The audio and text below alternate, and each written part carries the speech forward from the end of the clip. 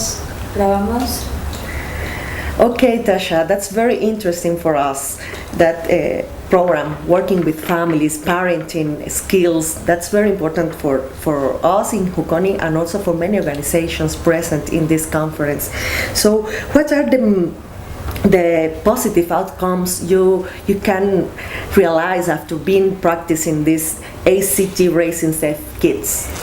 The benefits are really inspiring, impressive.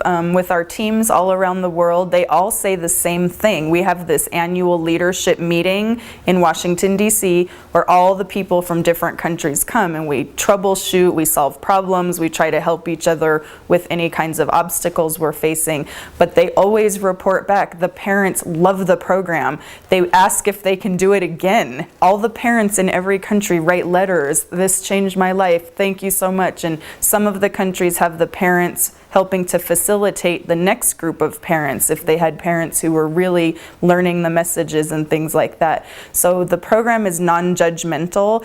We're not telling people what to do. Parents are deciding what they want to change. They're making their own goals. So it's really empowering for parents who often are very poor. They're used to being judged. They're used to facing problems with police or social welfare. And so for the parents, the benefit is a lot of empowerment, building social connections with other parents, and just learning that they can be the tool for change after many generations of violence or poverty or other things, that they have the power to make a positive difference in their children's lives, learn nonviolent parenting, learn how to do discipline in a positive way. So we teach that discipline comes from the word disciple, to teach. So our motto is teach carefully. They're always watching you, and we can help you learn how to teach carefully. So the parents are learning that they're the child's most important teacher, and the children are always watching them, and they actually do have the power to change their children's lives to be nonviolent and have good social skills and emotion regulation skills and so forth.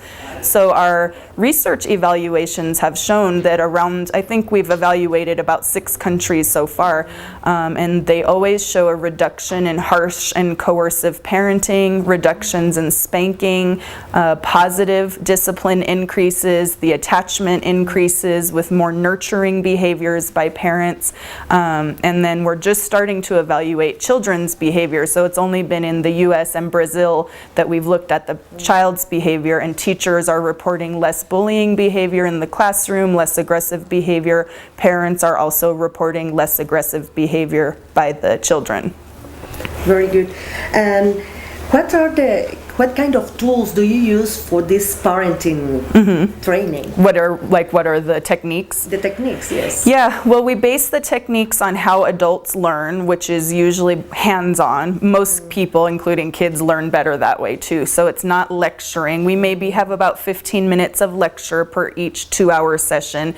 We do a lot of small group activities where the parents all get to know each other. We do role plays, which are really funny. They get into characters. We do video analysis, so we'll watch video clips or news clips or things and evaluate the type of parenting they see.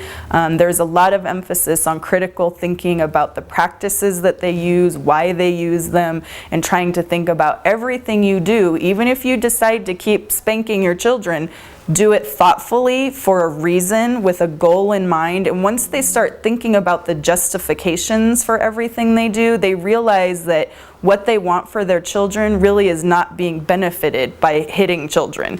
So they usually do start to get some level of cognitive dissonance where their behavior and their justifications really start to not match. And so over time they decide for themselves that they want to change their behaviors. But the classes are really fun. We have a lot of prizes, incentives. They do homework every night. And so it's just a really positive, endearing environment. The facilitators are talking at their level, not as experts.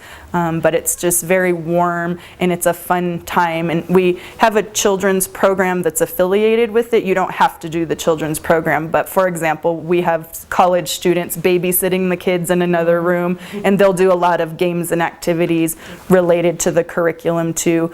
We'll often serve dinner, so the families get a nice dinner while they're there. So it's a very communal type of empathic environment that we try to build.